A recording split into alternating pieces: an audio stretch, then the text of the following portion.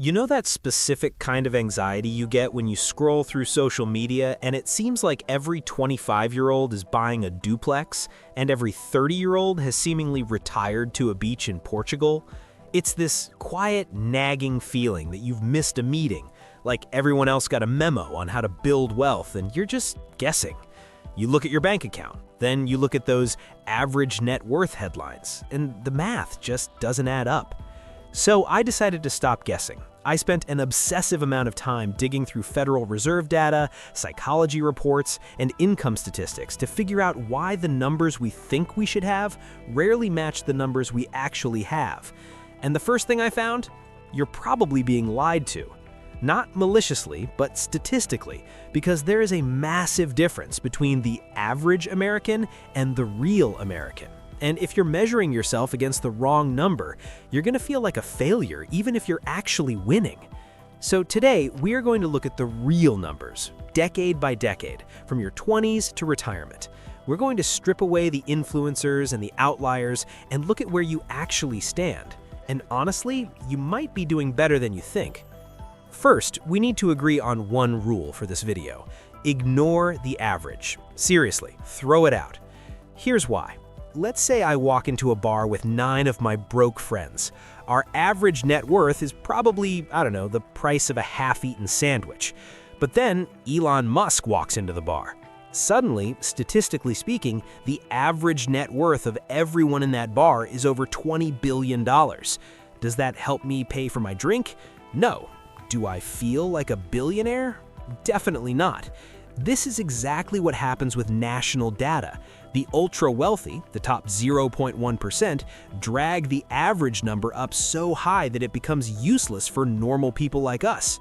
For example, the average net worth for American families is over $1 million, but the median, the person right in the middle, the true 50th percentile, is only about $192,000. That's a huge gap. One tells you you're behind, the other tells you the truth. So for the rest of this video, we're focusing on the median, the real benchmark. Let's start with the under 35 crowd. If you're in your 20s or early 30s, this is usually the survival phase. You're graduating, maybe you have student loans, you're getting that first entry-level job that barely pays rent. It's chaotic. According to the Federal Reserve, the median net worth for someone under 35 is just $39,000. And honestly, that number is heavily skewed by people in their early 30s who bought homes. If you isolate just the 20-somethings, the number is often close to zero or even negative. I remember when I was 24, my net worth was basically a used Honda Civic and a laptop. If you have a positive net worth in your 20s, meaning your assets are worth even $1 more than your debts, you are technically ahead of a massive chunk of your peers. The biggest mistake people make in this bracket is thinking income equals wealth. You see people making $80,000 a year, leasing a BMW, and eating out every night. They look rich, but if they have zero invested and $20,000 in credit card debt, their net worth is negative. If you are 29 years old and you have $10,000 saved and no high-interest debt, you are absolutely crushing it. Don't let Instagram convince you otherwise. Now we move into the 30s and early 40s. This is often called the messy middle. Why messy? Because this is when the biggest expenses of your life usually hit all at once. You might buy a house, hello mortgage. You might have kids, hello daycare bills that look like a second mortgage. Despite all that spending, this is where wealth actually starts to stick. The median net worth for ages 35 to 45 jumps to roughly $135,000. That is a huge leap from $39,000. Why the jump? 2 words: home equity. For most people in this bracket, their wealth isn't cash in the bank. It's the fact that their house went up in value and they've paid down a tiny bit of their mortgage. If you're in this age range and you feel cash poor, like money comes in and immediately leaves, that is normal. You're building equity, which is silent wealth. You don't see it in your checking account, so you don't feel rich even if your net worth is growing. If you are sitting at $135K, you are dead center. To be in the top 10% of this age group, you'd need a net worth of over $1 million. Yeah, the gap starts to widen here. This is where compound interest starts separating the people who invested in their 20s from the people who didn't. By the time you hit your late 40s and early 50s, the game changes again.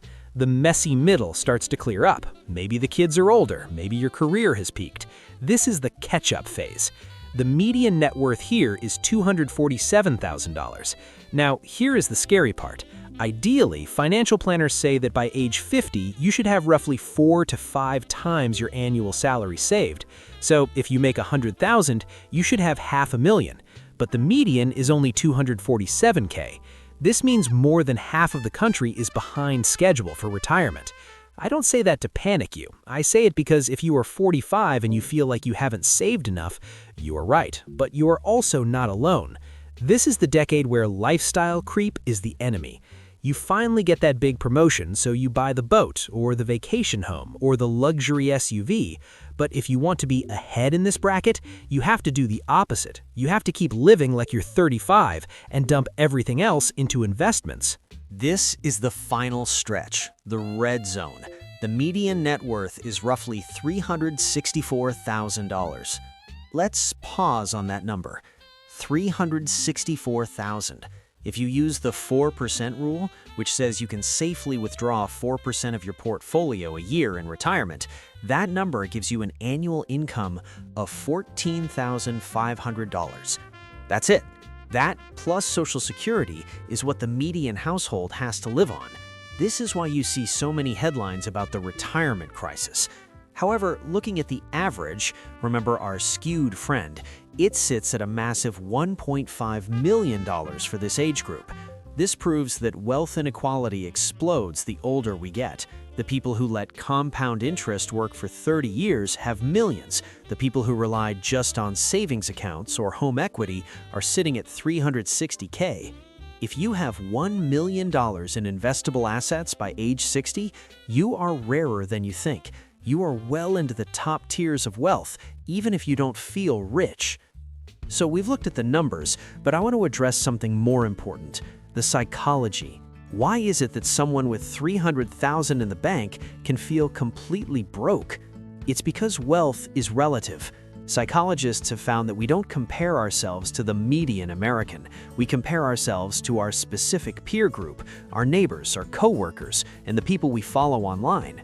If you live in a high-cost city, or you work in tech or finance, the average around you might be 5 times the national average. So you can be in the top 10% of the country, but the bottom 10% of your friend group. That feeling of being behind is often just a data error in your brain. You're comparing your behind the scenes with everyone else's highlight reel. So here's the bottom line. If you looked at these numbers and realized you are way ahead, awesome, keep going. But don't let off the gas. If you looked at these numbers and realized you are behind, don't panic. Net worth is a snapshot, not a life sentence. The math of wealth building is surprisingly forgiving if you give it time. A person who starts investing $500 a month at age 40 can still retire with a significant nest egg. It just takes starting now. The goal isn't to beat the median or the average. The goal is to build enough freedom so that you don't have to worry about these numbers at all. Thanks for watching. If you enjoyed this breakdown, don't forget to like and subscribe for more videos like this. See you next time.